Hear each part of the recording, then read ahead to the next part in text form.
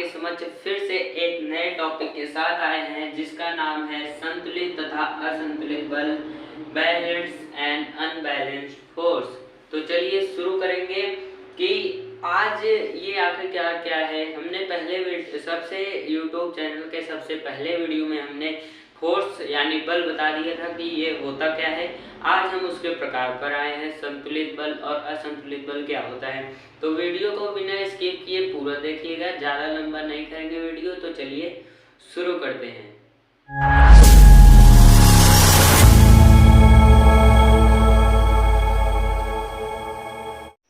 दोस्तों, संतुलित बल और असंतुलित बल यानी balance force and unbalance force बहुत ही सरल टॉपिक है। सिर्फ 5 मिनट लगेगा, सब समझ में आ जाएगा, कुछ नहीं है इसमें। तो चलिए देखते हैं। देखिए, संतुलित बल से बात की जाए तो सबसे पहले हम इसके डेफिनेशन के बारे में जानेंगे। भाई, अब डेफिनेशन इसका क्या है, संतुलित बल और असंतुलित बल। अब संतुलित बल का डेफिनेशन क्या होगा। संतुलित बल का डेफिनेशन, जैसे कोई वस्तु है, पहले समझ लीजिए तो बढ़िया से आ जाएगा।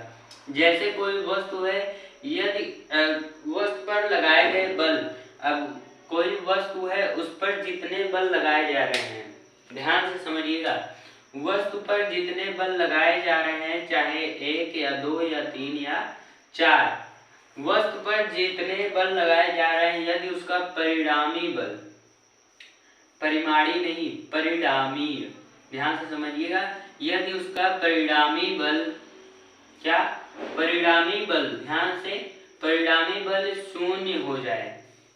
अब इसका अर्थ क्या हुआ, परिणामी बल 0 हो जाए।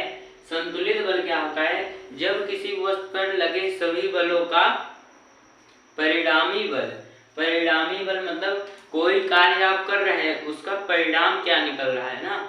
अब आप किसी वस्तु पर बल लगा रहे हैं, चाहे 1, चाहे 2, चाहे 3, यदि वस्तु पर बल लग रहा है तो जब बल लग रहा है परिणामी बल 0 हो जा रहा है। मतलब कि एक उदाहरण समझिए। उदाहरण क्या है, रस्सा कस्सी का खेल आप कभी खेले होंगे अपने स्कूल कॉलेज में। रस्सा कस्सी का खेल होता है कि एक टीम इधर से रहती है और एक रेखा रहता है और एक रस्सी रहती है, ठीक। अब दोनों टीमें रस्सी को खींचती हैं ना।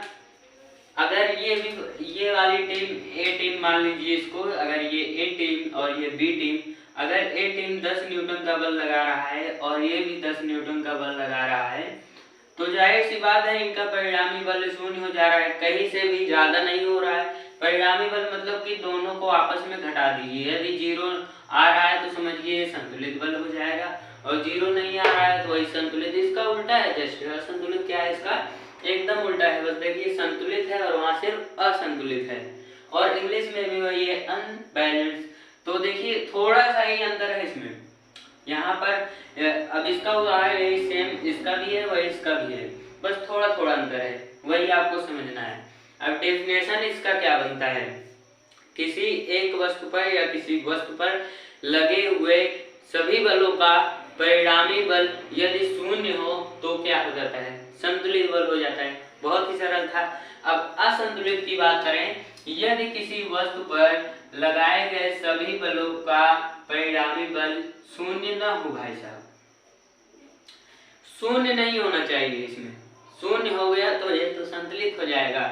असंतुलित बनाना है। असंतुलित में क्या होता है, जो हमारा ए टीम रहता है बी टीम को अपनी ओर खींच लेता है। खींचने का मान लीजिए इसने 15 न्यूटन का बल लगा दिया और ये 5 न्यूटन पर रह गए ना। अब इसमें 15 न्यूटन का बल लगा दिया, ये 5 पर ही रह गए ना। तो इस बात को समझिएगा, जब ये 15 का लगा दिया, अगर हम इन दोनों को माइनस करते हैं, माइनस करेंगे तो भाई 10 आ रहा है, 10 न्यूटन, बहुत ज्यादा अंतर है।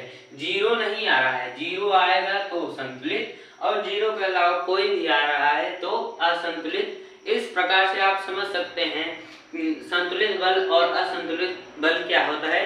अब इसमें कुछ नोट करने वाली बात है, चलिए नोट कर लेते हैं। नोट नोट करने वाली बात ये है हमारी, ध्यान से सुनिएगा।